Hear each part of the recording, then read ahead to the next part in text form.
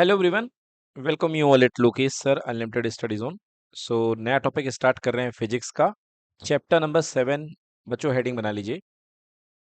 Chapter number 7 का नाम है ऑल्टरनेटिंग करंट। ठीक है बच्चों, इसके पहले आपने पढ़ा है करंट के बारे में। ओके, ऑल यू नो कि करंट का मतलब क्या होता है। करंट का मतलब होता है rate of flow of charge. Okay, rate of flow of charge is called current. Electron जब फ्लो करते हैं तो करंट स्टेब्लिश होती है।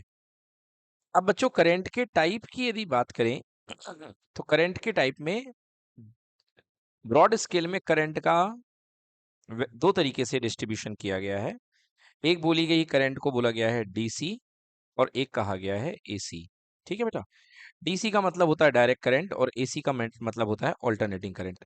डीसी मींस क्या होता है बेटा? डायरेक्ट करंट मतलब होता है यूनी डायरेक्शनल। यूनी डायरेक्शनल मतलब जिसकी एक ही डायरेक्शन है, सो this is called direct current. And AC मतलब ऑल्टरनेटिंग करंट, मतलब बाई डायरेक्शनल, जिसकी दो डायरेक्शन हो। क्लियर बच्चों? और डीसी करंट का अगर आप वेव ग्राफ बनाएंगे, वर्ड याद रखिएगा वेव ग्राफ, तो इस तरीके से आता है। टाइम के साथ डीसी करंट की वैल्यू फिक्स होती है। ये देखिए, मान लीजिए सपोज 3 एम्पियर की करंट है, तो स्टार्ट टू एंड करंट की वैल्यू 3 एम्पियर ही बनी हुई है, राइट। बट एसी करंट जो होती है उसकी डायरेक्शन चेंज होती जाती है ऑल्टरनेटिवली, मतलब after a fix interval of time DC AC की वैल्यू चेंज हो जाती है। लाइक ये देखिए, तो जैसे ही करंट ऊपर तरफ थी तो करंट की वैल्यू प्लस में थी। सपोज ये +3 एम्पियर है एंड करंट की वैल्यू -3। -3 मतलब इन अपोजिट डायरेक्शन। क्लियर हुआ कि नहीं हुआ? मतलब यदि मान लीजिए आपकी यदि किसी कोई एलिमेंट लगा हुआ है, सपोज एक रेजिस्टेंस लगा हुआ है, तो रेजिस्टेंस में अगर आपने पहले आपने यदि मान लीजिए इस रेजिस्टेंस में डीसी बैटरी कनेक्ट कर रखी है, राइट। ये देखिए हमने लिखा है 12 वोल्ट का डीसी, तो इसमें करंट केवल एक ही डायरेक्शन में फ्लो होगी, ए टू बी। क्लियर हुआ बेटा? बट यदि यहां पर आपने 12 वोल्ट की एसी लगा रखी है तो इसको इस तरीके से शो करेंगे। सो दिस इज 12 वोल्ट एसी। बेटा देखिए क्या हो जाएगा, half of the time A terminal है और ये बी टर्मिनल है, तो पहले हाफ साइकिल में ए प्लस रहेगा और बी माइनस रहेगा, मतलब करंट लेफ्ट टू राइट जाएगी। और अगले हाफ साइकिल में फिर ए बी हो जाएगा प्लस और ए हो जाएगा माइनस, मतलब करंट इस डायरेक्शन में जाएगी। क्लियर हुआ कि नहीं हुआ? तो एसी में जो करंट होती है वो एलिमेंट के दोनों तरफ फ्लो होती है, आधे चक्कर में लेफ्ट टू राइट एंड आधे साइकिल में राइट टू लेफ्ट। क्लियर हो गया बेटा? इसलिए इस अल्टरेशन के कारण इसमें वर्ड यूज होता है अल्टरनेटिव, क्योंकि इसकी डायरेक्शन अल्टरनेटिवली बदलती रहती है। एक फिक्स इंटरवल ऑफ टाइम के बाद इसकी डायरेक्शन बदलती रहती है। क्लियर हो गया? तो ये एसी का वेव ग्राफ है बेटा, ये एसी का वेव ग्राफ है जो साइन वेव फॉलो करता है। इस प्रकार की एसी को हम बोलते हैं sinusoidal AC. Sinusoidal AC. Clear हो गया? इस तरीके की वेव ग्राफ जो एसी का, ये देखिए ट्रायंगल वेव ग्राफ होता है, ये भी एक प्रकार की एसी होती है बच्चों। So this is called triangular AC. Clear हुआ? Triangular AC. चलिए सबसे पहला अ, हम कंसेप्ट आपके सामने डिस्कस करते हैं। पहला क्वेश्चन है कि why we prefer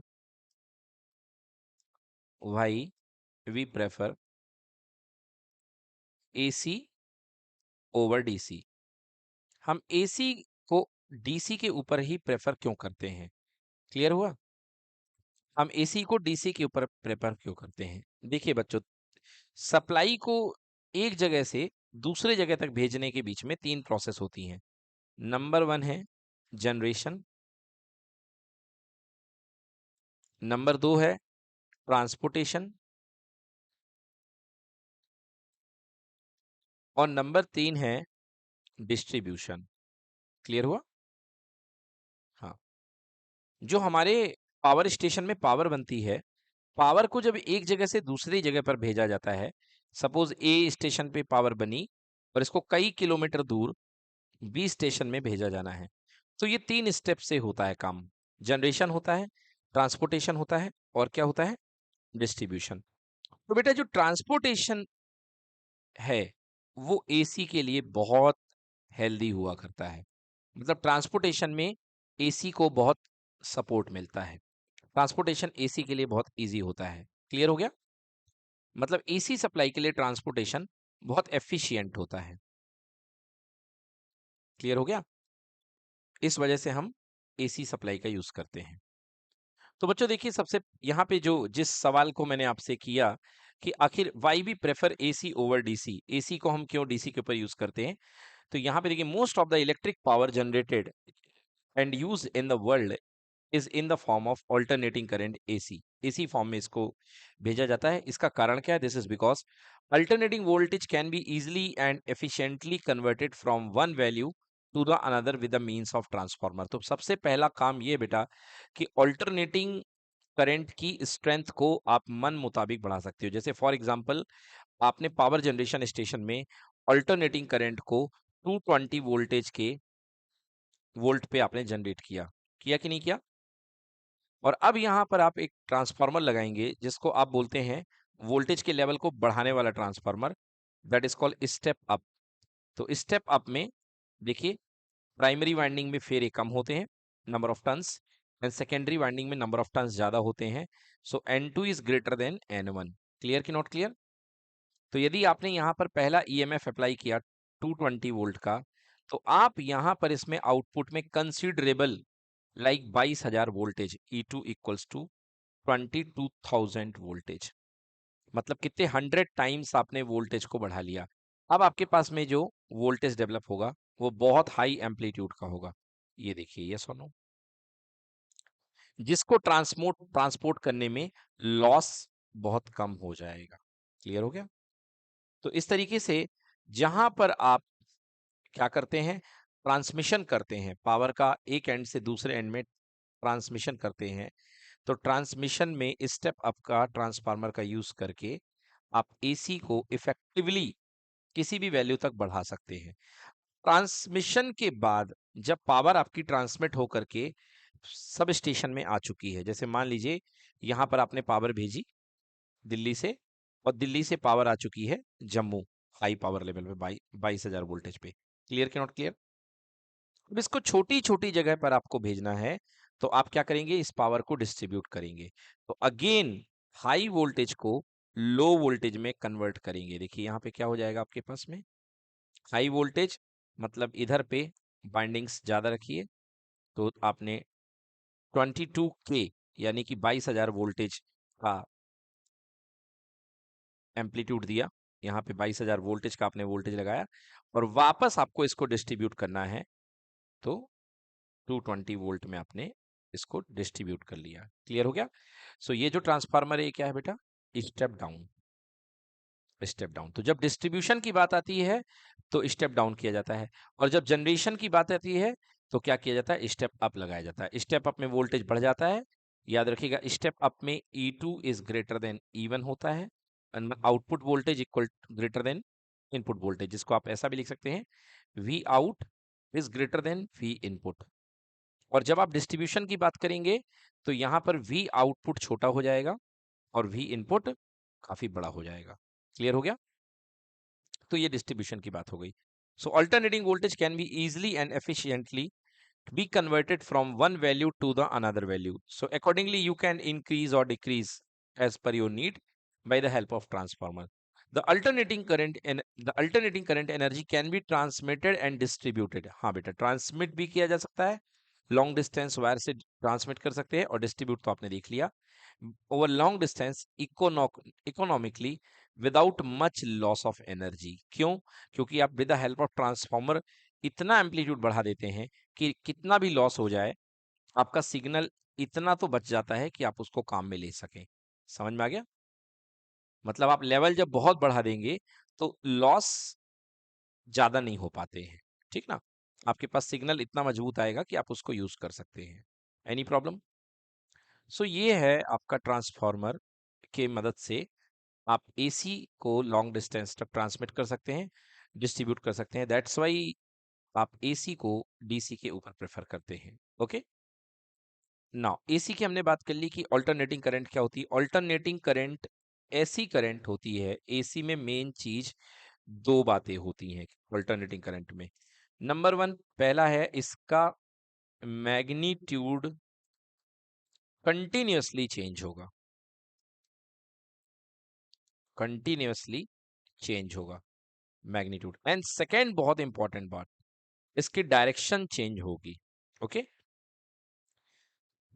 and direction जो होती है एसी की, direction changes after a certain interval of time that is called periodically.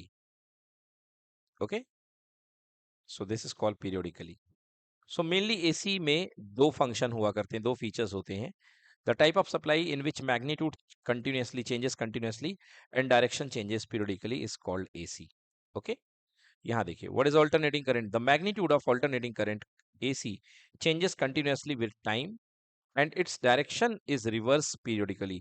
मतलब इसकी डायरेक्शन लगातार बदलती रहती है। चलिए कुछ इक्वेशंस की बात करते हैं, बहुत फेमस इक्वेशंस एसी के। अगर आप साइन वेव की फॉर्म में या कोसाइन वेव की फॉर्म में रिप्रेजेंट कर रहे हैं, so I equal to I zero sine omega T, clear, या I equal to I zero cos omega T. Okay, मतलब एंगुलर फ्रीक्वेंसी के टर्म्स में यहाँ पे फॉर्मूला बना दिया गया है, I equal to I zero cos omega t या I equal to I zero sine omega T. Clear कि नॉट क्लियर बच्चों? सो करंट का इक्वेशन नोट कर लें, I is equals to I zero sine omega T, ये पहला formula है। Okay, आप यहाँ पे I equals to I zero sine theta भी बना सकते हैं, बट रोटेशन ऑफ कॉइल के हिसाब से थीटा जो होता है, ऑल यू नो कि angular displacement, angular velocity is equals to angular displacement theta upon T. So theta is equals to omega T, right? तो यहाँ पे थीटा की जगह आप ओमेगा टी ला देते हैं, in the sense of angular velocity के फॉर्म में आपका डेरिवेशन हो जाता है I equals to I zero sine omega T. Clear कि नॉट क्लियर? यस। अब देखिए, यदि आप फॉर्मूला बनाएं आई का, तो इसे आप वैसे ये टाइम वेरिंग करंट है, तो आप इसे I with respect to time भी लिख सकते हैं, I T is equals to I zero sine omega T. Clear बेटा? यस। अब देखिए, ओमेगा की वैल्यू क्या होती है, all you know, omega is equals to होता है two pi upon capital T, that is equals to omega is equals to two pi into one by T, और ये बन जाता है टू पाई एफ।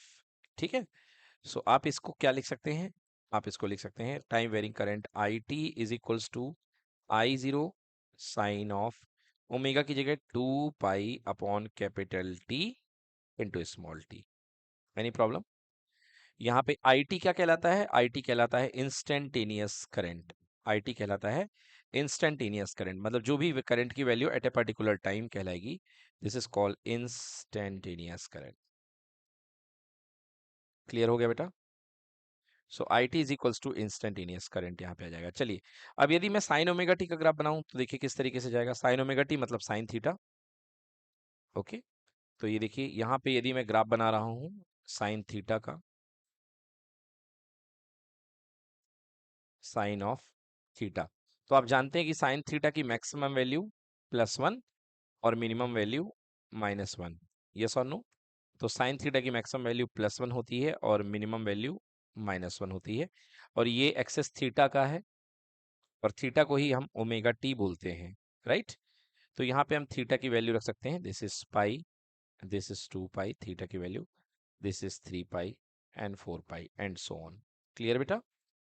अब हमें, अगर हम इक्वेशन बोलूं मैं, I equals to I zero sine omega T, sine omega T, it means आपने क्या किया, साइन ओमेगा टी में आपने आई जीरो की वैल्यू मल्टीप्लाई कर दी। क्लियर हो गया कि नहीं हुआ? सो देखिए, आप जानते हैं I is equals to I zero, और जो साइन का ग्राफ होता है वो -1 से +1 के बीच में मूव होगा। तो जब साइन ओमेगा टी -1 से +1 के बीच में जाएगा और आपने आई जीरो का मल्टीप्लाई कर दिया, तो मिनिमम वैल्यू कितनी हो जाएगी, माइनस आई जीरो से लेकर के मैक्सिमम आई जीरो, इसे आई नॉट भी बोलते हैं। तो अब यदि आप ग्राफ बनाएंगे I equal to I naught sine omega T का, तो देखिए कैसे जाएगा ग्राफ। ये अपने पास में हो गया ओमेगा टी या थीटा, इसी को थीटा बोलते हैं, इसी को ओमेगा टी। तो देखिए मैक्सिमम वैल्यू हो जाएगी प्लस आई नॉट और मिनिमम वैल्यू हो जाएगी माइनस आई नॉट। क्लियर के नॉट क्लियर? और इस तरीके से साइन वेव को ही फॉलो करते हुए ये करंट की इक्वेशन हमारे पास बन जाएगी, जिसका नाम है I is equals to I naught sine omega T. Clear के नॉट क्लियर? ये 0 है, ये पाई है, ये 2 पाई है, ये 3 पाई है। क्लियर बेटा? और ये 4 पाई। कौन सा एक्सेस चल रहा है? Omega T. तो इस तरीके से ये आपके पास में I equal to I naught sine omega T का आपने वेव ग्राफ देख लिया। सिमिलरली साइनोसोइडल फॉर्म में ही दूसरा, अगर कॉस वेव को फॉलो करते हुए, so I equal to I naught cos omega T. ठीक है बेटा? तो इसका ग्राफ कैसे जाएगा? देखिए कॉस की वैल्यू जाती है +1 से -1, बट आई नॉट का मल्टीप्लाई है, तो मैक्सिमम वैल्यू क्या सेट हो जाएगी? प्लस आई नॉट, और minimum value minus I naught. और ग्राफ देखिए कॉस का 0 से स्टार्ट होता है, इस तरीके से ग्राफ जाएगा। बताइए क्लियर है बच्चों? सो दिस इज 0, ये π/2, यहाँ पे बीच में पाई, यहाँ पे 3π/2 और इधर पे 2 पाई। क्लियर बच्चों? तो इस तरीके से ये ग्राफ चला गया है। सब कुछ सारी चीजें आपको बता दी गई, यहाँ पे ओमेगा बता दिया गया, टाइम पीरियड। ओके, देखिए टाइम पीरियड क्या होता है? एक साइकिल को कंप्लीट करने में, वन वेव को कंप्लीट करने में लगे समय को हम बोलते हैं वन टाइम पीरियड। तो ये देखिए यहाँ से लेकर के, यहाँ से लेकर के यहाँ तक का जो टाइम होता है, इसको हम बोलते हैं one time period. Okay, so this is called one time period, this is called capital T. Okay, तो चलिए थ्योरी कवर करते हैं। यस, सबसे पहले देखिए यहाँ पे alternating current, the magnitude of alternating current is changes continuously. सबसे पहली बात, इसका मैग्नीट्यूड लगातार बदलना चाहिए। यहाँ पे देखिए करंट का मैग्नीट्यूड लगातार पहले बढ़ रहा है, फिर मैक्सिमम वैल्यू तक गया, फिर उसके बाद मैग्नीट्यूड लगातार घटा, एंड आफ्टर देन इसकी डायरेक्शन चेंज हो गई है, right? After certain interval of time इसकी डायरेक्शन चेंज हो जाती है। Okay, and time its direction is reverses periodically. Its equation is given by I equal to I0 sin omega t and I equal to I0 cos omega t, where I is the instantaneous value of the current and I naught is the peak value or maximum value of the current. Omega is called angular frequency. Omega equal to 2 pi by t और 2 pi f. So 1 upon t क्या होता है बेटा? Frequency होता है, आपको पता है 1 upon t equal to frequency. Where t is time period of AC, it is equal to the time taken by the AC to complete one cycle of variation. मतलब कि what is one time period? किसी alternating current को एक cycle complete करने में जो लगा समय होता है, उसको हम बोलते हैं वन टाइम पीरियड। क्लियर बेटा? यस, तो अब देखिए टाइम पीरियड के सेंस में अगर आप यहाँ पे बनाए अपने वेव ग्राफ को, चलिए मैं बना के दिखा देता हूँ टाइम पीरियड के फॉर्म में आपका वेव ग्राफ। ये देखिए,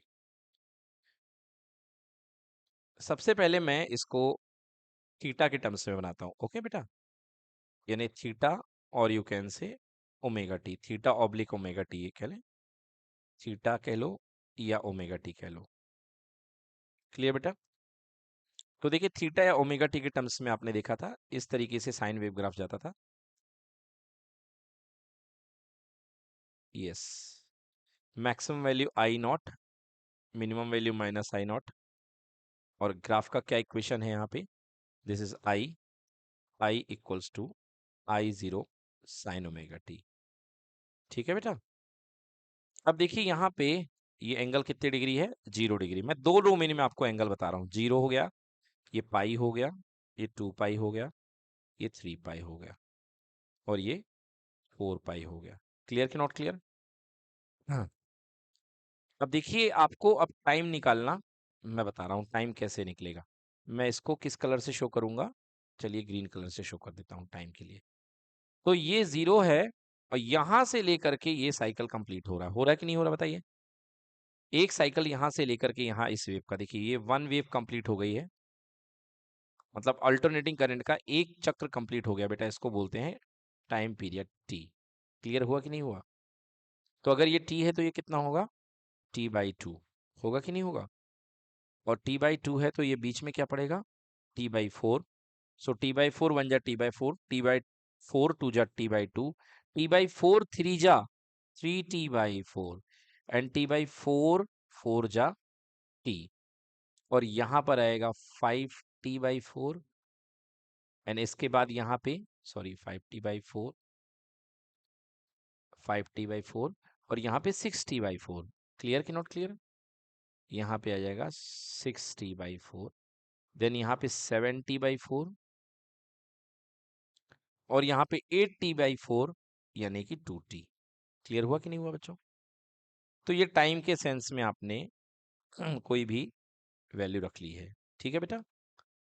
और आप थीटा कहीं कुछ भी हो, आपको आप थीटा हो तो आप टाइम भी निकाल सकते हो. जैसे मान लो सपोज आपसे पूछा गया कि 3 पाई पर टाइम कितना होगा, तो आइए निकाल देता हूं. देखिए कैसे निकालेंगे. थीटा इज इक्वल्स टू कितना लिया बेटा? 3 पाई. थीटा मैंने क्या बताया आपको? थीटा मैंने बताया आपको omega T, sorry theta is equals to omega T. Omega T equals to हो गया 3 पाई. बताइए होता है कि नहीं होता theta omega T? So T is equals to 3 pi by omega. Right? So यहां से ओमेगा की वैल्यू पुट कर दें. ऑल यू नो, यहाँ पे 3 पाई आएगा. सब आप जानते हैं कि ओमेगा की वैल्यू होती है 2 पाई बाई टी. तो 3 पाई डिवाइडेड बाई 2 पाई और टी ऊपर चला जाएगा. पाई से पाई कैंसिल. आंसर कितना हो गया? 3t/2. क्लियर हो गया? तो ये हो गया अपने पास में 3t/2. तो ये देखिए, जो हमने कहा था कि एंगल 3 पाई है और 3 पाई पर जो टाइम निकलेगा वो कितना आया है? 6t/4. जिसको कैंसिल कर दीजिए. 2 3 जा 6, 2 2 जा 4, मीन्स 3t/2. तो आप कभी भी एंगल से कन्वर्ट कर सकते हैं. तो ये आपका डायग्राम रहा. देखिए यहाँ पे 0 टाइम है, यहाँ पे t/4 है, यहाँ पे t/2 है, यहाँ पे 3t/4 है एंड अगेन 360 डिग्री पे कितना हो जाएगा? t हो जाएगा. Clear? So this is the completion of one revolution by an AC supply. Done बच्चों? चलिए अब बात करते हैं. अभी आपने करंट की इक्वेशन की बात कर ली. Also F is the frequency of the AC. It is equal to the number of complete cycles variations gone through by the AC in 1 second. तो एसी की फ्रीक्वेंसी, सिंपल फ्रीक्वेंसी आप जानते हैं. अगर फ्रीक्वेंसी का differentiation, so number of cycles in 1 second. ठीक है बेटा? Number of cycles in 1 second ये होती है एफ. एफ को बोलते हैं हम लोग लीनियर फ्रीक्वेंसी. कौन सी फ्रीक्वेंसी बेटा? Linear frequency. और ओमेगा क्या होती है? That is number of revolution in 1 second. Number of rotations in 1 second. ठीक है? नंबर ऑफ रोटेशन, रोटेशन मतलब रेडियन, रेडियंस इन 1 सेकेंड. सो बेटा ओमेगा का फॉर्मूला क्या होता है? 2 पाई/टी. 2 पाई/टी. और ओमेगा की वैल्यू होती है रेडियन पर सेकेंड. ठीक है बच्चों? तो ये हो गया हमारे पास में. अब इसका ईएमएफ इक्वेशन नोट कर लें. तो ईएमएफ इक्वल्स टू होता है E equal to E naught sine omega T, sine के केस में, और कॉस के केस में EMF equal to E naught cos omega T. Done. अब हम पढ़ते हैं अलग अलग सर्किट के लिए एसी. भी हमने देख लिया, आपको इक्वेशन में आपको बता दिया हमने कि जो इक्वेशन हम अप्लाई करेंगे ईएमएफ का, वो क्या होगा? ईएमएफ का इक्वेशन होगा E equals to E naught sine omega T. Right? या तो आप इसको ऐसे लिख सकते हैं E equals to E naught sine omega T. Clear है बच्चों? तो बच्चों देखिए, सबसे पहले हम रिस्पांस एनालिसिस करते हैं. यहाँ पे सबसे पहले हम जो देखेंगे, रिस्पांस देखेंगे, वो देखेंगे AC voltage apply to a resistance, मतलब प्योर रेजिस्टिव सर्किट. ये जो सर्किट है जिसमें हम एसी अप्लाई करने वाले हैं, इसको हम बोलते हैं प्योर रेजिस्टिव सर्किट. ठीक है बेटा? और प्योर रेजिस्टिव सर्किट में हम अपने एसी का रिस्पांस रीड करने जा रहे हैं कि प्योर रेजिस्टिव सर्किट में एसी का रिस्पांस क्या होगा. ठीक है? तो हेडिंग बना लीजिए, response of a AC circuit. Response, कौन सा response? AC response of pure resistive circuit.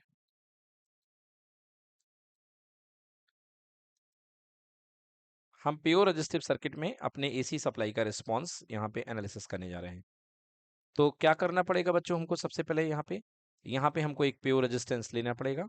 This is a pure resistance name with R, and we have to apply the resistance across us AC supply. So this is the AC supply. बेटा AC supply को हम किससे देते हैं? EMF जो apply करेंगे क्या होगा? E equal to E naught sine omega T. ये हमने यहाँ पे अप्लाई कर दिया है। Okay, so we have consider a resistor of resistance R is connected in series with the circuit containing an alternating EMF, and the alternating EMF given by E equal to E naught sin omega t, right? सो बेटा जैसे ही आप यहाँ पे circuit on करोगे तो यहाँ पे क्या होने लगेगी? एक करंट फ्लो होने लगेगी I. Okay, time varying current होने लगी। So all you know by the Ohm's law I equals to होता है applied EMF upon R, right? So here I is equals to EMF की वैल्यू है E naught sine omega T divided by R. Clear? So you can write it time varying voltage, sorry time varying current E equals to E naught upon R times sin omega t. Okay बेटा, so times sin omega t. Now E naught is the maximum value of EMF, और R क्या divide कर दोगे तो क्या इसे आप I naught लिख सकते हो?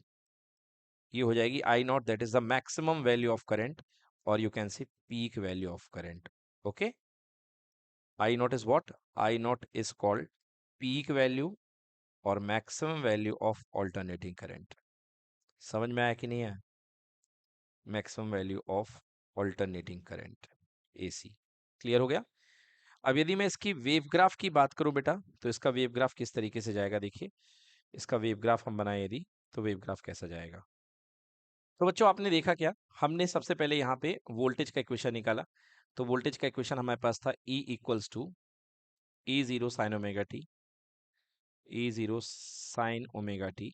और फिर हमने करंट बताया, तो टाइम वेरिंग करंट हमारे पास क्या निकली? I equals to I naught sine omega T. अगर मैं दोनों इक्वेशंस को वेव ग्राफ बनाऊं तो देखिए ध्यान से क्या बनेगा। सबसे पहले मैं ई का बना रहा हूं, है ना? सो ये है हमारे पास में ओमेगा टी के रिस्पेक्ट में यदि मैं बनाऊं तो दो हमारे पास डोमेन हो सकते हैं, या मैं टाइम के रिस्पेक्ट में बना सकता हूं या ओमेगा टी के रिस्पेक्ट। चलिए ओमेगा टी में दिखा देता हूं पहले आपको। तो ये देखिए, ये मेरे पास करंट ईएमएफ की इक्वेशन है। This is what this is E, so E naught गया। ओके बेटा, सो ईएमएफ की equation E equals to E naught sine omega T, आप ऐसे इसको लिख सकते हैं E equals to E naught sine omega T. ठीक है बेटा, एंगल की यदि बात की जाए तो यहाँ पे क्योंकि ओमेगा टी एंगल होता है, थीटा होता है, तो यहाँ पे क्या आएगा बेटा? पाई आएगा, और यहाँ पे 2 पाई आएगा। क्लियर कि नॉट क्लियर? ये हमारे पास में ई का ग्राफ हो गया। अब अभी आपने क्या देखा? आई देखा। आई का इक्वेशन क्या था? आई का इक्वेशन था I equal to I naught sine omega T. Okay, I equal to I naught sine omega T. और आई नॉट कैसे बना था? E naught sine omega T में आर का डिवाइड करने से। तो जब आप आर का डिवाइड करोगे तो ई नॉट की वैल्यू कम हो जाएगी थोड़ी सी, क्योंकि डिवीजन करने में चीजें कम हो जाती हैं। तो ग्राफ कैसा जाएगा बेटा आई का? देखो, ये ग्रीन वाला ग्राफ जाएगा उसके नीचे, बट देखिए वेरिएशन जो है बिल्कुल सेम है ना? वेरिएशन जो मिल रहा है आपको वो बिल्कुल सेम मिल रहा है। सो ये देखिए ग्राफ इस तरीके से आएगा एंड इस तरीके से चला जाएगा। ठीक है, सो ये जो दूसरा ग्राफ आपके पास में मिल गया, ये करंट का बन गया। So what is the current? I equal to I naught sine omega T. ठीक है, और यहाँ पर ये करंट की मैक्सिमम वैल्यू सेट हो जाएगी, that is I not. Clear बच्चों? सो ये करंट की पीक वैल्यू आई नॉट कहलाएगी, और ईएमएफ की पीक वैल्यू क्या कहलाएगी अपने पास में? E naught. So this would be the correct peak value of EMF. Clear? सो आप देख क्या रहे हैं कि जिस तरीके से डांस ईएमएफ कर रहा है, बिल्कुल उसी तरीके से डांस कर रहा है अपना पास में करंट। तो इसको हम क्या कहते हैं कि current and voltage are in same phase. ठीक है ना? सो यहाँ पे करंट और वोल्टेज जो है वो किस फेज में है? सेम फेज में। ओके, दोनों का वेव ग्राफ ये क्या कहलाता है? Wave form. इसको हम वेव ग्राफ या वेव फॉर्म बोलते हैं। ओके, वेव फॉर्म डायग्राम लिख लें इसे। ये कौन सा डायग्राम है? Wave form diagram. ठीक है, या इसे वेव ग्राफ भी बोल सकते हैं, इसे आप वेव ग्राफ भी बोल सकते हैं, वेव ग्राफ। क्लियर? अब चलिए, अब दूसरा हम बनाते हैं फेजर डायग्राम। अब हम फेजर डायग्राम बनाते हैं ना, फेजर फेजर डायग्राम। बेटा फेज का मतलब क्या होता है? फेजर का मतलब होता है एंगल। फेजर का मतलब क्या होता है? एंगल। ठीक है ना? सो आइए देखते हैं फेजर डायग्राम कैसे बनेगा। आपने इक्वेशन देखा ईएमएफ का। सो ईएमएफ आपने बनाया E is equals to E naught sine omega T. तो मतलब बेटा किसी इंस्टेंट टी पर ईएमएफ का एंगल कितना था? ओमेगा टी था। यहाँ पे थीटा इक्वल्स टू कितना है? ओमेगा टी है कि नहीं है? एंड देन उसके बाद आपने करंट निकाली, तो करंट इक्वल टू कितनी आ गई? आई जीरो साइन ओमेगा टी। तो यहाँ पे करंट का भी जो एंगल बन रहा है किसी टाइम पे, वो कितना बन रहा है? ओमेगा टी बन रहा है। क्लियर कि नॉट क्लियर? तो आइए अब हम इसका वेव ग्राफ तो बना चुके हैं, अब इसका हम फेजर डायग्राम बनाते हैं। कैसे बनेगा बेटा? देखो, यस, ये ले लेते हैं बेटा, दिस इज थीटा। थीटा मतलब कितना? Omega T. राइट बेटा? तो थीटा की वैल्यू यहाँ पे 0 डिग्री है। स्टार्टिंग में थीटा का एंगल कितने डिग्री है? 0 डिग्री। यहाँ पे theta is equals to 0 degree है। और आपका जो ईएमएफ जा रहा है वो किस डायरेक्शन में जा रहा है? आपका ईएमएफ आपका जा रहा है, मैक्सिमम वैल्यू ई नॉट है ईएमएफ की। सो ई नॉट है, और इसका एंगल कितना है? Omega T. क्लियर कि नॉट क्लियर? सो आपके पास में मैक्सिमम जो पीक वैल्यू जा रही है, that is equals to E naught. Peak value E naught है, और जो वोल्टेज जनरेट हो रहा है, ईएमएफ जनरेट हो रहा है, that is equals to E naught sine omega T. Clear है बेटा? E naught sine omega T. ये देखिए, यस, ये मैक्सिमम वैल्यू ई नॉट हो गई, और ये E naught sine omega T. Clear कि नॉट क्लियर? अब इसी के डायरेक्शन में ओमेगा टी फेज में ही क्या जा रही है? करंट जा रही है। एंड यू नो कि what is I naught? I naught is equals to E naught by R, था कि नहीं था? तो डिवीजन करने से थोड़ी सी वैल्यू कम हो जाएगी आई नॉट की। सो मान लीजिए सपोज यहाँ पर आई नॉट की वैल्यू सेट हो रही है। सो इस तरीके से बनेगा करंट का इक्वेशन। क्या बनेगी करंट की equation? I naught sine omega T. Clear?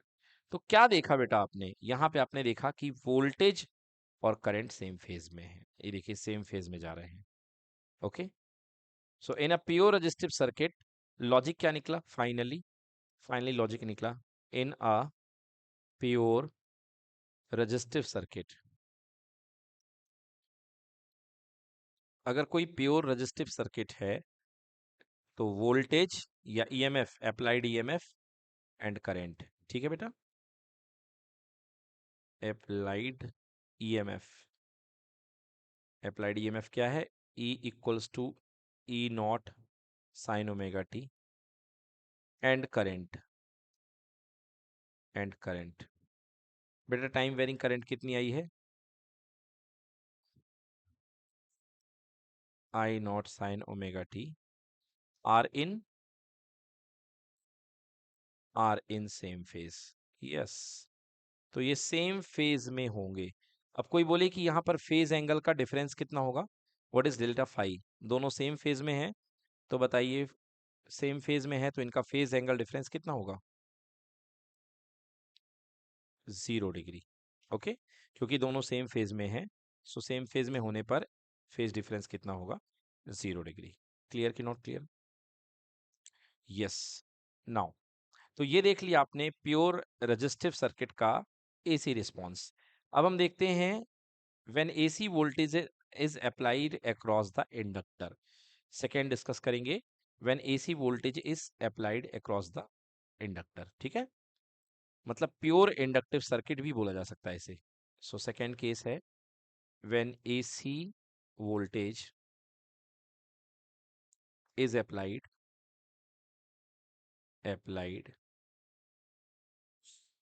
across an inductor. Clear बेटा? इंडक्टर, इंडक्टर आप जानते हैं, इंडक्टर मींस क्या होता है, कॉइल होता है या सोलेनॉइड होता है। ओके, सो अब हम इसे आप प्योर इंडक्टिव सर्किट रिस्पॉन्स भी कहेंगे, या इसे कह लें रिस्पॉन्स। कौन सा response? AC response. AC response of a pure inductive circuit. Inductive circuit. Okay, तो एसी रिस्पॉन्स देखेंगे प्योर इंडक्टिव सर्किट का। आइए कैसे करते हैं। So consider we have a inductor, resistance less inductor, और you can say this is a pure inductor. तो pure inductor में केवल इंडक्टेंस होता है एल। ओके, जो हमने बताया था आपको, self inductance. So we have consider here a inductor of inductance L, and that we have connected across a alternating EMF supply, and the EMF is given by E equals to E naught sin omega t. Clear beta? So the EMF equal to E naught sin omega t.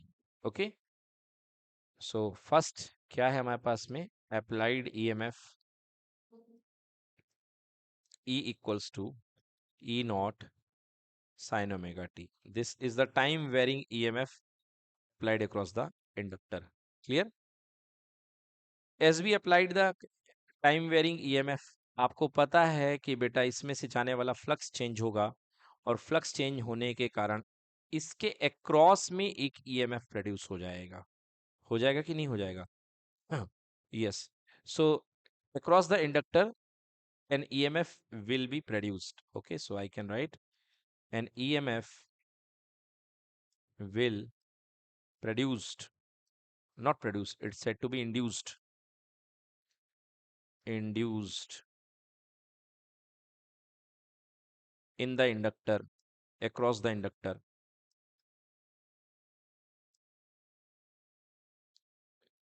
Okay, अब यहाँ पे actually क्योंकि EMF बदल रहा है, मतलब current बदल रही होगी।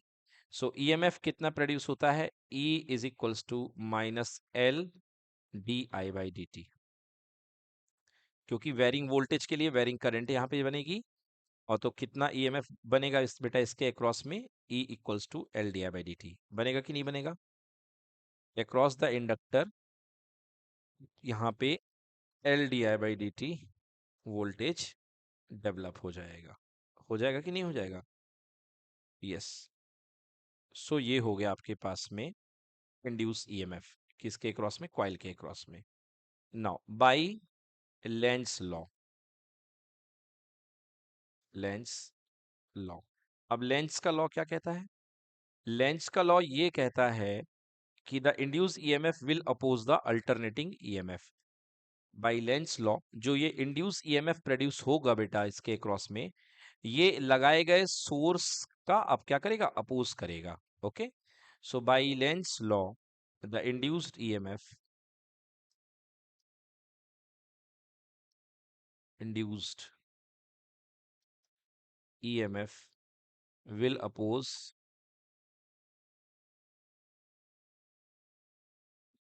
the alternating EMF. Okay, alternating EMF मतलब जो हमने alternating EMF लगाया है, क्या लगाया है? E।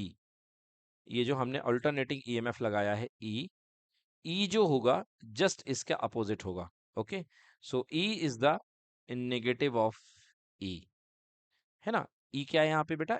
Induce EMF. So E is equals to negative of, अब E की वैल्यू कितनी है देखिए यहाँ पे, E की वैल्यू है minus L D I by D T. Sorry बेटा, यहाँ पे आपको सेल्फ इंड्यूस ईएमएफ मैंने आपको पढ़ाया था, कितना पढ़ाया था? E is equals to negative of L D I by D T, याद है? यस, सेल्फ इंड्यूस ईएमएफ जिस समय हमने आपको बताया था उस समय बताया था self induce EMF equals to minus L D I by D T. Clear? तो यहाँ पे माइनस का L and D, variation current में D I with respect to time D T. So E is equals to कितना हो गया? Minus minus cancel, L D I by D T. Clear? तो यहां से D I by D T को अलग कर लें, so E upon L equals to D I by D T, right? So D I upon D T equals to E by L, E by L हो गया, पलट दिया हमने। So यहां से D I equals to E by L, और यहां पर आएगा डी टी। अब चलिए ई की वैल्यू पुट कर दें, सो डी आई इक्वल्स टू, ई की वैल्यू क्या है बच्चों, ई नॉट साइन ओमेगा टी, और होल डिवाइडेड बाई एल, और यहाँ पे क्या आ गया बेटा, डी टी। क्लियर के नॉट क्लियर? यस। सो अब हमें करंट निकालनी है, तो integrating both the side for total current, या करंट की वैल्यू निकालने के लिए क्या कर दीजिए, इंटीग्रेट कर दीजिए। सो क्या है, डी आई इक्वल्स टू बना है आपके पास में E naught by L sine omega T, right बेटा, साइन ओमेगा टी और डी टी। सो इंटीग्रेट कर दीजिए, सो यहाँ पे D I is equals to E naught upon L और साइन ओमेगा टी और डी टी। क्लियर बच्चों? So D आई का इंटीग्रेशन क्या आ जाएगा, आई आ जाएगा। क्यों आ जाएगा? क्योंकि डी एक्स का एक्स होता है, सो डी आई का आई हो जाएगा। ई नॉट बाई एल क्या है बेटा, कांस्टेंट है, और साइन ओमेगा टी और डी टी, ठीक है। चलिए, I is equals to E naught by L, sine omega T का इंटीग्रेशन क्या होगा बेटा, साइन का क्या होता है, माइनस कॉस ओमेगा टी, तो माइनस कॉस ओमेगा टी। और बच्चे भूल जाते हैं कि टी का जो मल्टीप्लाई होता है, एक्स का मल्टीप्लाई जो होता है अपॉन में आ जाता है, तो यहाँ पे टी का मल्टीप्लाई ओमेगा है, सो ओमेगा यहाँ पे डिवीजन में आ जाएगा। ओके, सो अब कैसे करेंगे इसको, cos omega T upon omega. Clear बेटा? So I is equals to minus E naught upon omega, बाहर आ गया ओमेगा एल, और ये हो गया कॉस ओमेगा टी। क्लियर बेटा? ओके। अब देखिए यहाँ पे इसको मैं क्या लिख सकता हूँ, I is equals to minus का E naught by omega L, और यहाँ पे कॉस ओमेगा टी को all you know, cos theta is equal to होता है sine pi by two minus theta. Okay, तो cos omega T is equals to sine pi by two minus omega T, ये हो जाएगा sine pi by two minus omega T. अब मैं minus sine को अंदर कर लूं अगर, so I equals to E naught by omega L, और साइन माइनस साइन को यदि मैंने अंदर कर लिया, सो ऑल यू नो क्या हो जाता है, sine minus theta equal to minus sine theta. ठीक है बेटा, तो ये माइनस साइन इसको अंदर डिसॉल्व कर लेगा, और क्या बन जाएगा, साइन माइनस अंदर दे देगा omega T minus pi by two. ये आपके पास में आ गई करंट की value. Done. So omega T minus pi by two आ गया आपके पास फाइनली। अब देखिए यहां पर ओमेगा एल जो है, व्हाट इज ओमेगा एल बेटा, जब कोई क्वाइल होती है, तो क्वाइल से जब करंट फ्लो होती है, कौन सी वेरिंग करंट, ओके, तो क्वाइल का खुद का रेजिस्टेंस होता है जिसको हम बोलते हैं उसका इंडक्टिव रिएक्टेंस। सो एक्सएल जो होता है that is called omega L. तो यहाँ पे क्वाइल का जो रिएक्टेंस होता है, क्वाइल का जो एक प्रकार का रेजिस्टेंस हुआ करता है, ठीक है ना, so that is called reactance, so it is called inductive reactance. बेटा इसकी यूनिट ओम में ही होती है, ओके, इसे ओम में ही मेजर किया जाता है। सो व्हाट इज एक्सएल बेटा, एक्सएल होता है ओमेगा इंटू एल। क्लियर कि नॉट क्लियर? तो यहाँ पे क्या मैं एक्सएल की जगह ओमेगा एल पुट कर सकता हूँ, ओमेगा एल की जगह एक्सएल, यस और नो?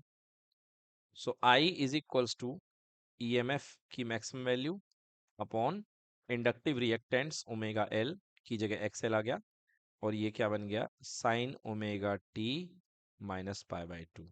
क्लियर बेटा? So E naught upon XL, voltage upon resistance equals to क्या हो जाएगा, करंट हो जाएगा, है हालांकि ये reactance, so voltage upon reactance that is equals to current, I naught sine omega T minus का पाई बाय टू। क्लियर बेटा?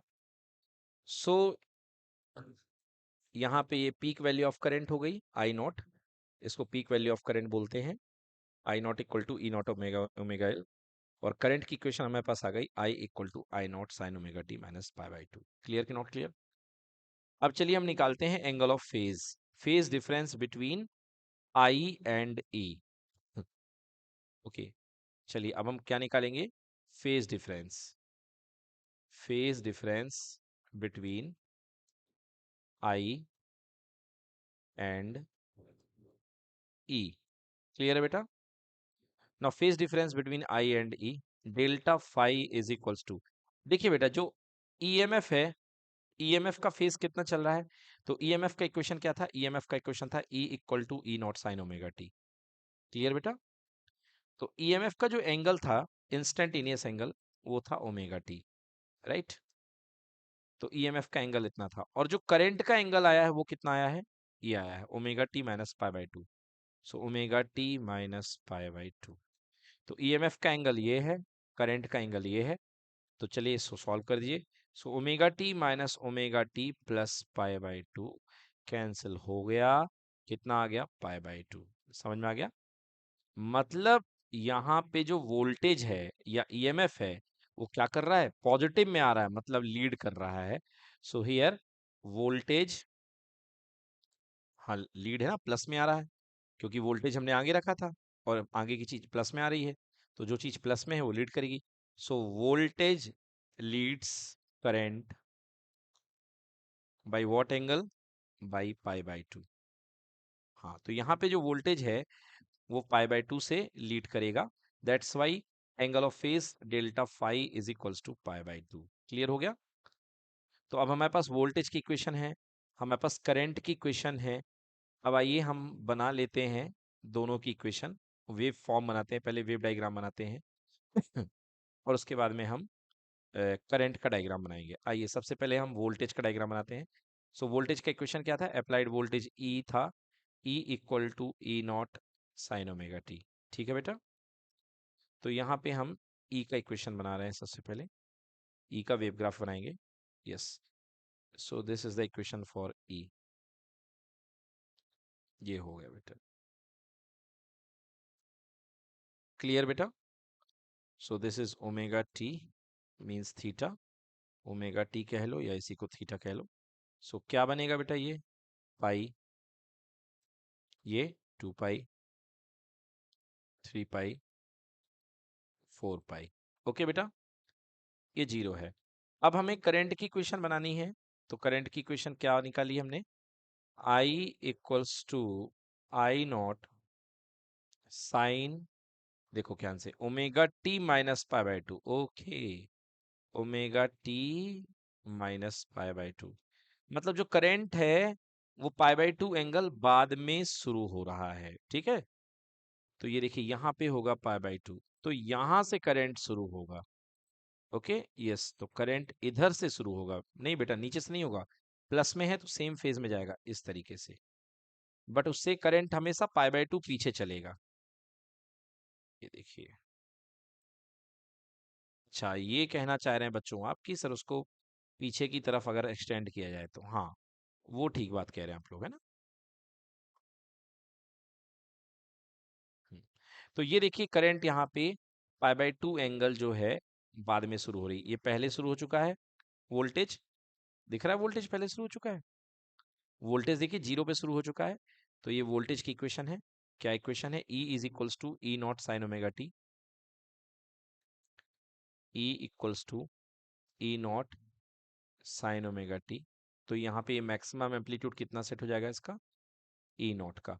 और इसके बाद में ये जो करंट आई है, ये करंट आई है, करंट का इक्वेशन, करंट का इक्वेशन है I equals to I naught sine omega T minus pi by two. ठीक है बच्चों? तो ये पाई बाय टू पीछे करंट की इक्वेशन इस तरीके से शुरू हो जाती है। ठीक है, क्लियर हो गया? यस, तो ये वोल्टेज और करंट के फेज दे दिए गए हैं। चलिए ये कंप्लीट हो गया। अब इसका फेजर डायग्राम के बाद, सॉरी ये वेव वेव डायग्राम था, ये इसे क्या बोलते हैं? Wave diagram. अब वेव डायग्राम के बाद बच्चों हम बनाते हैं phasor diagram. PHASOR, phasor diagram. देखिए फेजर डायग्राम किस तरीके से बनाते हैं, दोनों इक्वेशन पहले आप लिख लीजिए।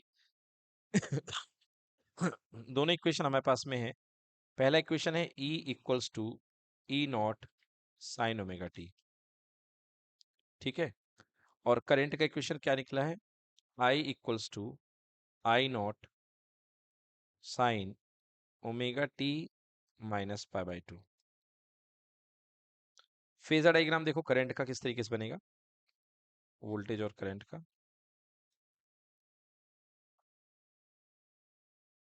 ये हमने ले लिया इनिशियल फेजर। जो वोल्टेज है हमारा कितने डिग्री एंगल पे है, ओमेगा टी एंगल पे है।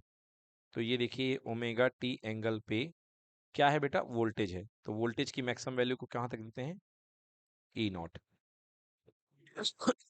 ओके, ये ई नॉट हो गया।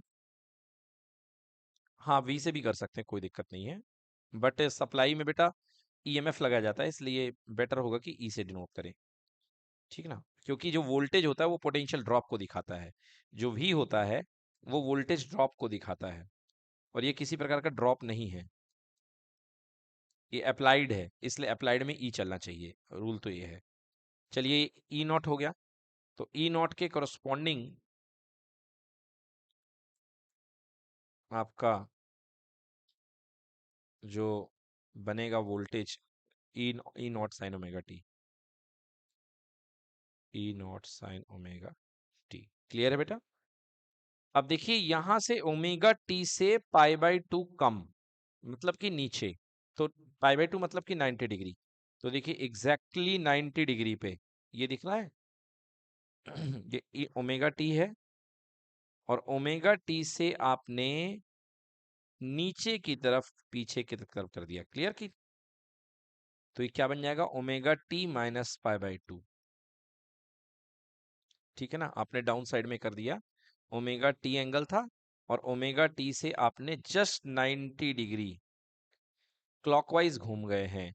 सो टोटल एंगल कितना हो जाएगा आपके पास में ओमेगा टी के रिस्पेक्ट में, ये एंगल बन जाएगा omega T minus pi by two. Clear हुआ कि नहीं हुआ। और ओमेगा टी से पाई बाई टू कम में क्या जा रहा है, करंट जा रही है, आई नॉट। ओके, सो क्या बन जाएगा बेटा, ये देखिए यहाँ पे कौन सी क्वांटिटी जनरेट होगी, this is equals to I naught sine of omega T minus pi by two, ठीक है ना। सो ये बन गया आपके पास में, ये वोल्टेज बन गया, और ये क्या बन गया, करंट बन गया, ठीक है बेटा। अच्छा एक चीज और, थोड़ा सा यदि एक एक्यूरेसी की बात करूं मैं बेटा, तो एक्चुअली जो आई नॉट है वो ई नॉट अपॉन एक्सएल है, यानी कि ई नॉट अपॉन ओमेगा एल, है ना। तो आई नॉट की वैल्यू जो है वो थोड़ी सी छोटी आएगी, तो मेरे को इसको इतना लेना चाहिए, इतना ले लो, यस, बड़ा मत लो, क्योंकि इसकी वैल्यू हमेशा छोटी होती है। तो ये देखिए, हाँ यहाँ ये हो गया। So this is equals to I naught sine omega T minus pi by two. Clear हुआ कि नहीं हुआ। तो इसको मैं यहाँ लिख दूं, क्योंकि वैल्यू के हिसाब से वैल्यू छोटी होगी ना आई नॉट की। तो this is equals to I naught sine of omega T minus pi by two. Done. So ये कंप्लीट हो गया wave diagram of phasor diagram, sorry, phasor diagram for pure inductive circuit. Okay, यहाँ पे देख रहे हैं कि जो वोल्टेज है इंडक्टिव इंडक्टर के ऊपर जो क्रॉस में जो वोल्टेज आ रहा है वो करंट को पाई बाय टू से लीड कर रहा है, लीड कर रहा है। ओके, वोल्टेज करंट को क्या कर रहा है, लीड कर रहा है। क्लियर कि नॉट क्लियर। यदि कभी आपको भूल जाए तो आप याद रखिएगा कि इंडक्टर को हम लोग एल से शो करते हैं, और एल से बनता है लीड, यानी वोल्टेज यहाँ पे लीड करेगा। ओके, एल फॉर लीड, तो वोल्टेज आगे रहेगा। नेक्स्ट चलते हैं, response of a pure capacitive circuit, AC response of a pure capacitive circuit, अगला topic, AC response of a AC response of a pure capacitive circuit. Pure capacitive circuit. ठीक है बेटा, pure capacitive circuit मतलब आपको pure capacitor में response देखना है। आगे बढ़ने के पहले मैं आपको बता दूं कि जब भी आप एक प्योर कैपेसिटर में कोई एसी सप्लाई लगाते हैं, ये देखिए एसी सप्लाई को इस तरीके से शो किया जाता है, तो प्योर कैपेसिटर अपना एक रेजिस्टेंस शो करता है जिसको हम बोलते हैं एक्स सी। जब इसमें से करंट फ्लो होती है बेटा, तो प्योर कैपेसिटर अपना एक रेजिस्टेंस शो करता है जिसको हम बोलते हैं एक्स सी, और इसका नाम क्या होता है बेटो? Capacitive reactance. क्या बोलते हैं बेटा? इसे बोलते हैं कैपेसिटिव रिएक्टेंस। बेटा इसको भी हम ओम में मेजर करते हैं, इसको भी हम ओम में मेजर करते हैं, और इसकी वैल्यू नोट कर लें आप लोग, एक्स सी इक्वल्स टू 1/ओमेगा सी। ठीक है ना? जैसे एक्सएल कितना होता था, 1 बाई, यहाँ पे X L equal to omega L होता था, ये देखिए X L equal to omega L, वो इंडक्टिव रिएक्टेंस था। ऐसे यहाँ पे एक्स सी इक्वल टू 1/ओमेगा C, this is called capacitive reactance. Clear है? हाँ, तो बाई ओम लॉ, ओम्स का लॉ आपने पढ़ा है, क्या पढ़ा है? I equals to V by R, होता है कि नहीं होता? तो यहाँ पे आई इक्वल टू कितना हो जाएगा? ई नॉट अपॉन आर की जगह आएगा एक्स सी। ठीक है ना? तो ये क्या जनरेट कर देगा? I naught. आगे आने वाले समय में I naught upon A naught upon X C बन जाएगा। एक्स सी की जगह क्या होगा? 1/ओमेगा सी, है ना? So I naught equal to E naught divide by 1/ओमेगा सी, ऐसा कुछ आने वाला है। तो हमने आपको पहले ही बता दिया कि आप तैयार रहें कि जब भी करंट की पीक वैल्यू बनेगी तो वोल्टेज की पीक वैल्यू अपॉन रिएक्टेंस, यहाँ पे रेजिस्टेंस की जगह रिएक्टेंस होता है। क्लियर? चलिए आइए स्टार्ट करते हैं। तो response AC voltage, when AC voltage is applied across capacitor, मतलब AC response of a pure capacitive circuit. So consider, let us consider we have a pure capacitance C. ये हमने एक प्योर कैपेसिटेंस C ले लिया है, okay, and this pure capacitance C is connected across alternating voltage supply or alternating EMF, that is E equals to E naught sin omega t. ठीक है बच्चों? So we have connected the alternating EMF supply E equal to E naught sin omega t. Yes. जैसे ही हम supply लगाएंगे इसके across में एक voltage set हो जाएगा V, और V जो होगा वो E के इक्वल होगा। जो वोल्टेज आएगा वो किसके इक्वल होगा? E के इक्वल, और यहाँ पे एक करंट फ्लो होने लग जाएगी। ओके, सो हमने सबसे पहले वोल्टेज क्या अप्लाई किया? यहाँ पे हमने यहाँ पे वोल्टेज अप्लाई किया है E equal to E naught sine omega T.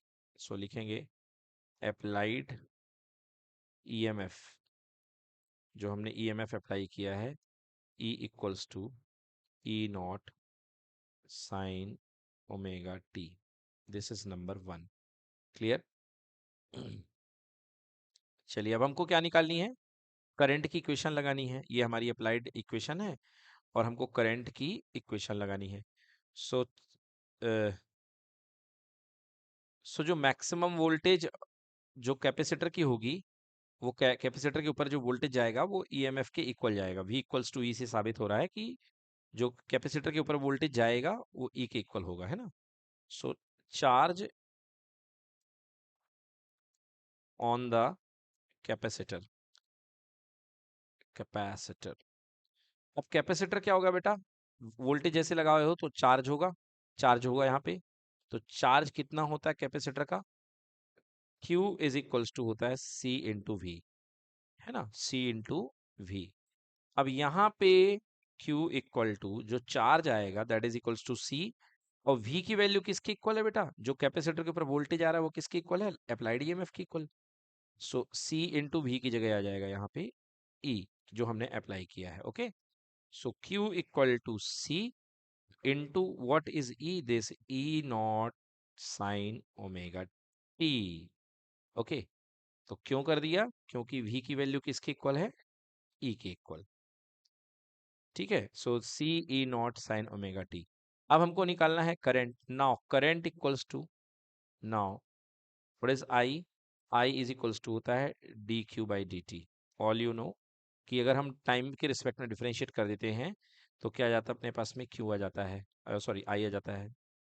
Okay, so I is equals to, my dear, this is D by D T, और क्यू की वैल्यू पुट कर दो C E naught sine omega T.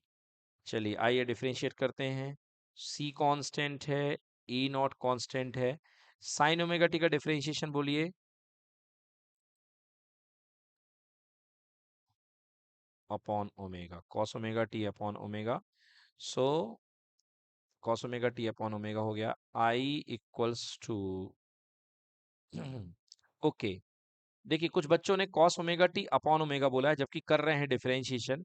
याद रखिए कि differentiation में omega जो coefficient होता है वो मल्टीप्लाई में आता है। Okay, so cos omega T into omega हो जाएगा। यस, सो ये हो गया omega C into E naught, और यहाँ पे आ गया कॉस ओमेगा टी। इंटीग्रेशन में अपॉन में जाता है, डिफरेंशिएशन में मल्टीप्लाई में आएगा। यहाँ पे डिफरेंशिएशन हो रहा है। Okay, so I is equals to E naught, क्या मैं इसको ओमेगा सी ऊपर में है, so one upon omega C लिख सकता हूँ, बिल्कुल लिख सकता हूँ, कॉस ओमेगा टी। ठीक है। चैप्टर के शुरुआत में नहीं, चैप्टर ने टॉपिक की शुरुआत में मैंने बताया था कि वन अपॉन ओमेगा सी जो होता है that is called capacitive reactance X C.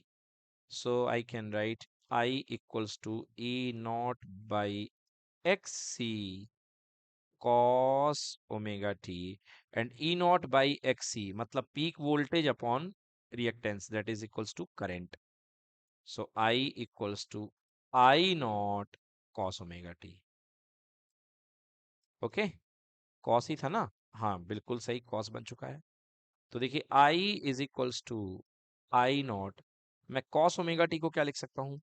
Cos omega T को लिख सकता हूँ मैं sine omega T plus pi by two. Yes, तो sine omega T plus pi by two. Clear?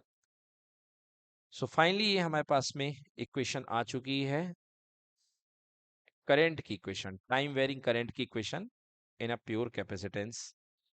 Okay, अब यहाँ पे हम निकालते हैं phase angle, angle of phase. Okay, phase difference, phase difference between current and EMF, and EMF. ठीक है, तो चलिए करंट और ईएमएफ यानी आई और ई के बीच का हम फेज डिफरेंस निकालने वाले हैं। सो डेल्टा फाई, करंट का फेज कितना आया देखिए, करंट का फेज आया है omega T plus pi by two, ये करंट का फेज आया है। और ईएमएफ का फेज कितना है? ओमेगा टी, क्योंकि ईएमएफ की इक्वेशन होती है E naught sine omega T, omega T से omega T cancel. So delta phi is equals to क्या आ गया? Pi by two. तो पाई बाई टू किसका था? इसमें था, जुड़ा हुआ था करंट में, मतलब करंट क्या कर रही? लीड कर रही है। This means current Leeds voltage या ईएमएफ बाई या फ्रॉम पाई बाई टू। समझ में आ गया? मतलब करंट यहाँ पे क्या करेगी? लीड करेगी, मतलब करंट जो है आगे चलेगी। क्लियर हो गया कि नहीं हुआ? तो चलिए आइए यदि वेव ग्राफ की बात की जाए, सो देखिए वेव ग्राफ कैसे बनेगा। वेव ग्राफ, सबसे पहले आप वोल्टेज का बना लीजिए जैसी हमारी आदत है, E equal to E naught sine omega T. ठीक है बेटा, थोड़ा सा गंदा बन गया, दोबारा बनाते हैं इसको। चलो कोई बात नहीं, 10 बार गंदा बनेगा क्योंकि बहुत स्मूथ बोर्ड है। Okay, so this is the equation for EMF E not, E equals to E naught sin omega t. Okay, E equals to E naught sin omega t, and this is the equation for EMF. Yes, and here it is the maximum voltage E naught. So equals to E naught sin omega t, ये हो गया है। अब हमें क्या चाहिए है? अब ये वेव ग्राफ हो चुका है EMF का, अब हमें करस्पॉन्डिंगली क्या बनानी है, करंट बनानी है। और आपने देखा कि करंट जो है लीड कर रही है, मतलब पहले ही पैदा हो गई है करंट π/2 एंगल से। तो चलिए मैं करंट को पहले पैदा कर देता हूँ। ये देखिए यहाँ पे 0 है एंगल, ये पाई है। तो करंट अगर पहले ही पैदा हो जाएगी तो कहाँ से स्टार्ट हो जाएगी, -π/2 से। ठीक है ना। तो देखिए करंट की इक्वेशन -π/2 से शुरू हो चुकी है। तो ये करंट इस तरीके से, ओके। हाँ, अब ये देखिए, सो ये क्या बन चुका है, ये करंट की इक्वेशन बन चुकी है। What is current here, I equals to I naught sine omega T plus π/2। Yes, तो ये देखिए इस तरीके से करंट हमारे पास आ चुकी है। क्लियर कि नॉट क्लियर? यस। सो आप बना लीजिए, ये पाई है, ठीक है। यहाँ पे क्या रहेगा, व्हाइट वाले में 2 पाई का रहेगा ये। This is equals to 2 pi. Clear? ये 0 है, ये π/2 है, ये पाई है। और यहाँ पे क्या जाएगा ग्रीन कलर में, 3π/2। π/2 के जस्ट पहले क्या होता है, 3π/2। क्लियर? चलिए तो बच्चों ये इस तरीके से आपका गलत हो गया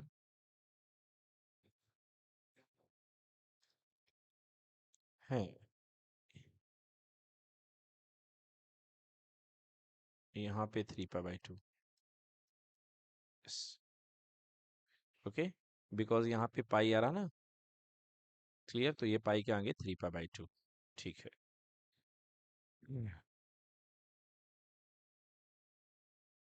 और 2 पाई कहाँ पर बनेगा बेटा, 2 पाई यहाँ पर बनेगा, इस जगह पे 2 पाई, ये 2 पाई बनेगा। ठीक है ना।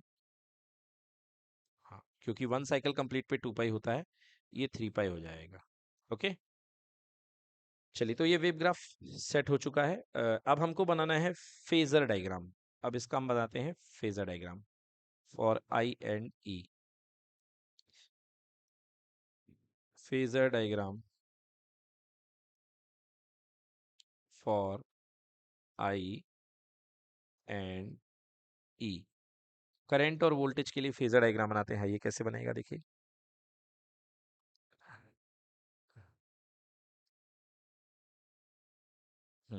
ये इनिशियल फेजर 0 डिग्री पे।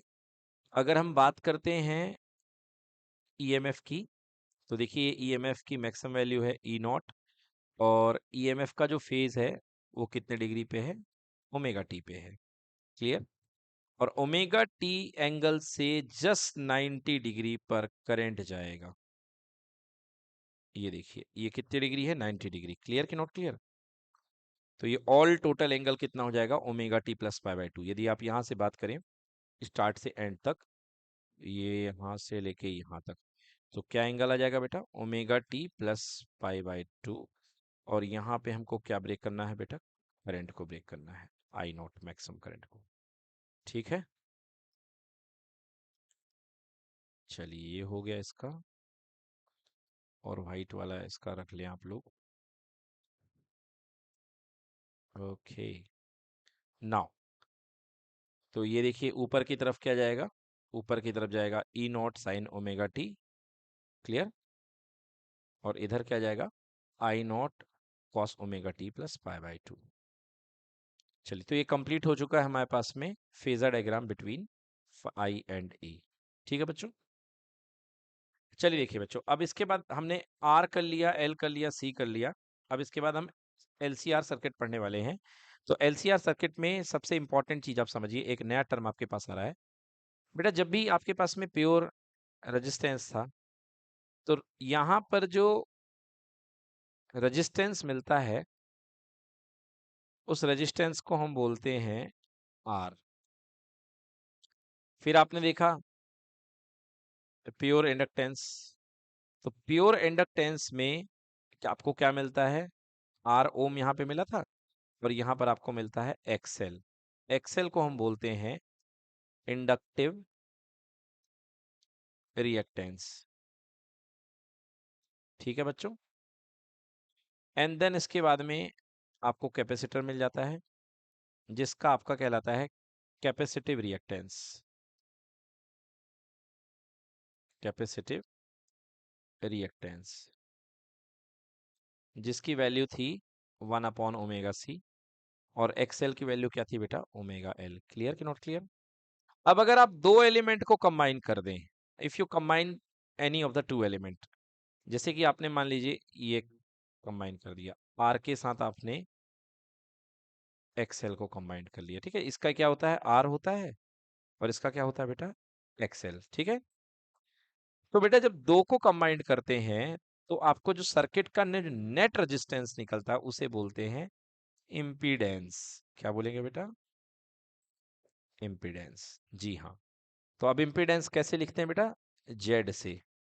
और याद रखिए आरएल सर्किट का इम्पीडेंस कितना होता है, बोलो, Z equals to R plus iota XL, है ना, आयोटा कॉम्प्लेक्स नंबर वाला, ठीक है बेटा। तो फिजिक्स में आयोटा की जगह जे का इस्तेमाल किया जाता है, किसका यूज किया जाता है, J X L, R equal to, sorry, Z equal to R plus J X L. याद आया कि नहीं आया? वहां पे Z equals to A plus iota भी होता था, तो मॉड ऑफ जेड कितना निकालते थे हम लोग, impedance Z equals to under root A square plus B square. Clear कि नॉट क्लियर? तो यहां पर जो इम्पीडेंस निकलेगा, mod of Z equals to कितना निकलेगा, आर स्क्वायर प्लस एक्सएल का स्क्वायर। क्लियर हुआ कि नहीं हुआ? हाँ, तो ये इम्पीडेंस की नेट वैल्यू है, मैग्नीट्यूड है। इसी तरीके से देखिए, ये आर प्लस जे एक्सएल हो गया। अगर आप यहाँ पे रेजिस्टेंस के साथ किसको जोड़ दें, कैपेसिटर को, ठीक है बेटा। तो ये आर है और ये क्या है, सी है। तो जेड की वैल्यू नोट करिए बेटा, यहाँ पे होता है आर माइनस जे एक्स सी, ठीक है बेटा, यहाँ पे माइनस में जाता है ना, आर माइनस जे एक्स सी। अभी हम आपको बता देंगे क्यों जाता है, समझ में आ जाएगा। तो आर माइनस जे एक्स सी, तो जेड का मॉड कितना निकलेगा, अंडर रूट आर का स्क्वायर प्लस एक्स सी का होल स्क्वायर। क्लियर है बेटा? तो ये जो जेड कहला रहा है इसको हम इम्पीडेंस बोलते हैं। ओके, चलिए अब हमारे पास पढ़ने वाले हैं हम इम्पीडेंस या circuit response in a pure LCR circuit, circuit response of a LCR circuit, ठीक है, circuit response of a AC response of a series LCR circuit. चलिए पढ़ते हैं, AC response of a series L C R circuit, या आप इसे RLC circuit भी बोलते हैं, उससे कोई दिक्कत नहीं है। तो देखिए क्या करना पड़ेगा बेटा आपको यहाँ पे आरएलसी सीरीज सर्किट को समझने के लिए। आरएलसी सीरीज सर्किट देखिए, हमारे RLC series circuit phasor only, मतलब फेजर एनालिसिस से हमको यहाँ पे सब चीजें निकालनी है ना। तो यहाँ पे आर है, ये एल है, और यहाँ पे क्या है आपके पास में, सी है, और आपने यहाँ पे वोल्टेज लगा दिया है E equals to E naught sine omega T, voltage supply अपने alternating supply, E equals to E naught sine omega T. Clear है बेटा? यस, तो आपने यहाँ पे E equal to E naught sine omega T लगा दिया। अब जैसे जैसे ही आप यहाँ पे वोल्टेज लगाएंगे, करंट स्टैब्लिश हो जाएगी, और करंट स्टैब्लिश होने के कारण तीनों के ऊपर वोल्टेज चला जाएगा। इसके ऊपर कितना जाएगा, वी रेजिस्टेंस, इसके ऊपर जाएगा वी एल, और इसके ऊपर जाएगा वी सी। क्लियर कि नॉट क्लियर बेटा?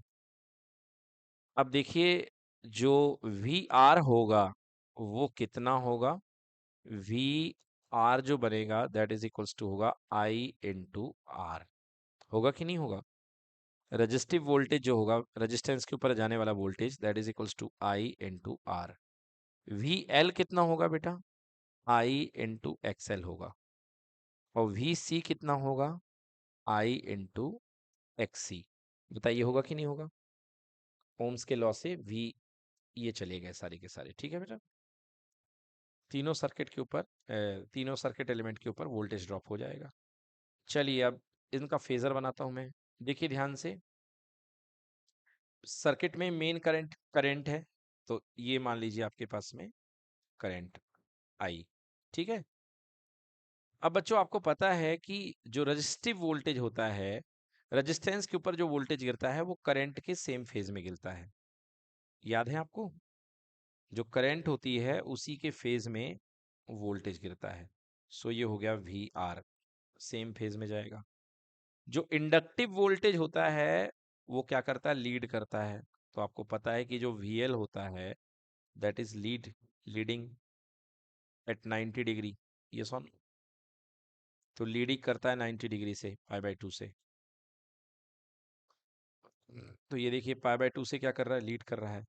और जो कैपेसिटिव वोल्टेज होता है वो क्या करता है बेटा? लैग करता है। बताया था हमने, कैपेसिटर में जो वोल्टेज हुआ करता है वो लैग करता है। ठीक है बेटा। तो वीसी कहाँ चला गया? नीचे चला गया। कोई दिक्कत? तो वीसी अपने पास में कहाँ चला गया? नीचे चला गया। ठीक है। अब चलिए, यदि इसमें इफ वीएल अमाउंट वाइज बड़ा है और वीसी अमाउंट वाइज छोटा है तो किस तरीके से फेजर ब्रेक होगा? देखिए ध्यान से, यहाँ पे क्या जा रहा है? वी आर जा रहा है, और यहाँ पर ऊपर की ओर वीएल था और नीचे की ओर वीसी था। तो बेटा वीएल प्लस में और वीसी माइनस में, तो नेट वोल्टेज थोड़ा वीएल माइनस वीसी बचेगा कि नहीं बचेगा? बताइए। वीएल माइनस वीसी यहाँ पे वोल्टेज बचेगा। और अब हम नेट वोल्टेज निकालते हैं वी। ये देखिए net voltage V. So V कितना हो जाएगा? देखिए यहां से हम लिख सकते हैं कि v पाइथागोरस थ्योरम से v square equal to V L minus V C का whole square plus V R का स्क्वायर। बताइए yes or no? V L minus V C का square plus V R square. ठीक है, क्योंकि यहाँ देखिए यहाँ V L minus V C break हो गया और यहाँ पे क्या है? वी आर ब्रेक हो गया है। ठीक है बेटा। और ये phase angle final phase angle जो भी होगा वो हम निकाल लेंगे अभी थोड़ी देर में। तो चलिए यहाँ पे हम वैल्यू पुट करते हैं। सो v का स्क्वायर इक्वल टू, देखिए V L minus V C, V L कितना होता है? आई इंटू एक्स एल, और ये कितना होता है? आई इंटू एक्स सी का होल स्क्वायर, और प्लस वी आर का स्क्वायर कितना होगा? आई इंटू आर का होल स्क्वायर। क्लियर बेटा? चलिए, तो यहाँ से v equals to under root of I common ले लो बेटा, तो आई स्क्वायर बन के निकलेगा बाहर, एक्सएल माइनस एक्सी का होल स्क्वायर। क्लियर? प्लस यहाँ पे भी I square into R square. Okay बेटा। सो v इक्वल्स टू पूरे में से आई स्क्वायर ये भी है, आई स्क्वायर ये भी है, आई कॉमन ले लीजिए। सो ब्रैकेट के अंदर बचेगा एक्सएल माइनस एक्सी का whole square plus R square. Clear कि नॉट क्लियर बच्चों? अब देखिए यहाँ पे हम क्या बना लेंगे? v upon I. क्या बना लेंगे? v upon I. So v upon I equals to under root of XL minus XC का स्क्वायर प्लस आर स्क्वायर। ये सुनो। अब देखिए आप जानते हैं बाई ओम्स लॉ, एसी के लिए बाई ओम्स लॉ। देखिए आप जानते हैं v equals to I R होता है कि नहीं होता है? बट जब सर्किट में तीनों एलिमेंट, कम से कम दो एलिमेंट कनेक्टेड हो, तो मैंने बताया था आई इंटू जेड होता है। जेड यानी इम्पिडेंस, तो v अपॉन आई क्या बन जाएगा? जेड बन जाएगा। बन जाएगा। So v upon I equal to Z, तो ये क्या बन जाएगा? जेड यानी impedance equals to under root XL minus XC का स्क्वायर प्लस आर का स्क्वायर। ये आ गया बेटा इम्पिडेंस। तो this is called impedance of the RLC circuit. ठीक है बेटा, impedance of the RLC circuit, and this is equals to under root XL minus XC square plus R square. Clear कि नॉट क्लियर? अब निकालते हैं angle of phase, final angle of phase है ना, angle of phase. देखिए angle of phase कैसे निकालेंगे यहाँ पे? तो टेन फाई, ये एंगल फाई है, इसे हम टेन फाई ले लेते हैं। So tan phi equals to perpendicular upon base. देखिए परपेंडिकुलर कितना आएगा? ये आएगा। ये किसके इक्वल है बेटा? This is equals to V L minus V C. हाँ या ना? सो tan phi is equals to V L minus V C upon base, perpendicular upon base equal to V R. So tan of phi equals to V L, हो गया I X L minus I X C whole divided by I into R. I common ले लो भाई साहब, क्या बच गया, X L minus X C upon I R, I से I cancel, X L minus X C by are. what is this? This is 10 phi. So phi is equals to tan inverse xl minus xc upon r। ये आ गया आपका angle of phase. ठीक है बच्चों, अब angle of phase में एक कंडीशन बनती है, कंडीशन ऑफ रेजोनेंस, जिस समय एक्सएल और एक्ससी दोनों बराबर हो जाते हैं। देखते हैं condition of resonance, condition of resonance. Okay, तो अभी आपने देखा था क्या हाल थे भाई सर्किट के, करंट के रिस्पेक्ट में जो वोल्टेज, सॉरी ये रेजिस्टिव वोल्टेज था, ये किसकी फेज में था, करंट की फेज में था। आपको पता है कि करंट की डायरेक्शन में ही रेजिस्टिव वोल्टेज आता है, और करंट के 90 डिग्री लीड पे रहता है इंडक्टिव वोल्टेज, और करंट के 90 डिग्री लैग पे क्या रहता है, कैपेसिटिव वोल्टेज। याद है बच्चों? यस। तो कंडीशन ऑफ रेजोनेंस कब बनती है बेटा, जिस समय V L equal to V C हो जाता है। क्लियर कि नॉट क्लियर? मतलब ये अमाउंट वाइज वी एल और वी सी एक दूसरे के जब बराबर हो जाते हैं, सो आई मीन टू से वी एल इक्वल टू कितना होता है, आई इंटू एक्स एल और I into X C. Clear, I से आई कैंसिल, मतलब कहने का मतलब सीधी सीधी बात, अगर एक्सएल और एक्ससी दोनों इक्वल हो गए, एक्सएल और एक्ससी दोनों क्या हो जाते हैं उस समय, इक्वल हो जाते हैं। ठीक है, तो उस समय आपको रेजोनेंस की वैल्यू मिलती है। उस समय आपके पास में जो करंट हो जाती है I equal to V upon Z. बोलो हाँ या ना? तो देखिए करंट कितनी हो जाएगी, I equals to V by Z, so I equals to applied voltage V upon Z की वैल्यू आपने कितनी देखी थी, अभी आपने जेड निकाला है, under root XL minus X C upon R. बोलो हाँ या ना? एक्सएल माइनस एक्ससी का whole square plus R square, ये है बेटा। सो रेजोनेंस में आपने देखा है X L equal to X C at resonance, X L equal to कितना हो जाएगा बेटा, एक्सी हो जाएगा। ये सो नो? सो जेड की वैल्यू कितनी हो जाएगी, under root XL minus XC का स्क्वायर प्लस आर स्क्वायर हो जाएगा, तो ये वाली वैल्यू जीरो हो जाएगी, तो Z equals to under root zero plus R square. बोलो यस और नो? तो जेड की वैल्यू कितनी निकलेगी, आर निकलेगी, निकलेगी कि नहीं निकलेगी? और क्योंकि ये टर्म ही गायब हो गया, मतलब जेड की मिनिमम वैल्यू सेट हो जाएगी। क्लियर कि नॉट क्लियर? सो इस समय आई मिनिमम आएगा, सॉरी आई मैक्सिमम आएगा, क्योंकि इम्पीडेंस मिनिमम है। So maximum current equal to कितनी हो जाएगी, वी अपॉन आर। समझ में आ गया? सो ये हो गई, इसको बोलते हैं रेजोनेटिंग करंट। रेजोनेटिंग फ्रिक्वेंसी नहीं, रेजोनेटिंग करंट होती है, ये होता है V upon R, maximum current. Okay, I naught equals to I maximum current equal to V by R. ठीक है, चलिए अब रेजोनेटिंग फ्रिक्वेंसी निकाल लेते हैं। यहाँ पे अगला derivation, resonating frequency, resonating frequency. तो अभी अभी आपने क्या देखा, अभी आपने देखा कि during resonance, during what, during, हाँ, ड्यूरिंग रेजोनेंस आपने क्या देखा बेटा, कि एक्सएल जो होता है किसके इक्वल हो जाता है, एक्सी के इक्वल। ये देखा आपने कि रेजोनेंस में एक्सएल एक्सी के इक्वल हो जाता है। सो एक्सएल इक्वल टू क्या पढ़ा हमने, ओमेगा एल, और एक्सी इक्वल टू क्या पढ़ा, one upon omega C. Omega omega को ऊपर ले आइए, so omega square equal to one upon L C.